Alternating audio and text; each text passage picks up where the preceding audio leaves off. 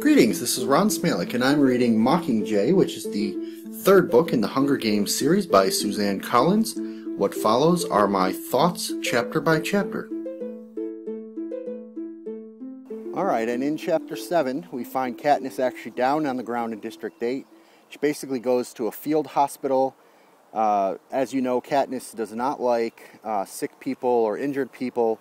But as she starts talking to the people and trying to figure out how she's going to inspire the country, she starts seeing inspiration in the folks who are injured and are just glad to know that she's alive, because she has already been a symbol to them in this rebellion, and it all starts clicking for her. Of course, that's quickly interrupted by a bombing, a scheduled bombing run, and as they're running back to the hovercraft to escape, the hospital gets bombed, and Katniss basically takes it upon herself to run into a machine gun nest, and Katniss and Gale start shooting arrows, explosive arrows, and blowing up the Capitol's hovercrafts, which I thought was pretty interesting, because certainly at this point the Capitol is going to know that she was there after the fact, and that's going to be a cool scene in the movie as well. It actually makes me think of Hawkeye from the Avengers movie that I just saw the other day. Katniss then actually comes up with her own line. As you can remember earlier in the book, they rejected the line that was manufactured for her by the Capitol, and her line that she actually says is, directly to President Snow, but obviously to the audience as well. And she says, "Fire is catching, and if we burn, you burn with us." So I hope that we will hear more about that throughout the rest of this book.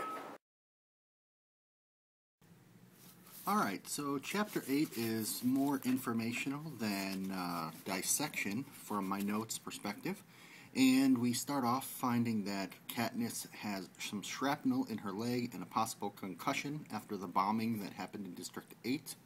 So she's really getting beat up, and I love when a main character gets beat up, as long as it's handled appropriately from here out in the story. We find out the names of her cameramen. One of them is named Pollux, and I like that she nicknamed them the insects, and that she, actually feels like she needs to come forth and find out their real names. Anyway, one of them she finds out is an Avox, which is an interesting development. I really think that the flavor, which is, these background details that aren't essential to the main story but are supporting, the main story, are awesome in this series. I'm recorrecting myself from a prior episode where I wasn't sure if Coin was the president. Coin is considered the president of District 13, and that made me wonder if all of the other districts will get presidents once this whole thing boils over, or whatnot. Katniss and Haymitch have it out over an earpiece, and basically whether Katniss will wear it so that Haymitch can give her instructions, and I'm not certain why he's getting so upset about it, because you know that she's not really going to listen to him unless it's what she feels is the right thing to do anyway. So there's that sort of uneasiness between them still continuing on. And Finnick and Katniss see Peeta on camera during a broadcast, and he's appearing, shaken, and she pretends to have not seen it when she gets back with the others, because they will surely react and try to protect her, etc., and try to steer her if they know that she saw that he's not doing so well. But I thought it was interesting, one of the things that Peeta says to her is basically that she needs to find out if the people she's working for are telling her the truth.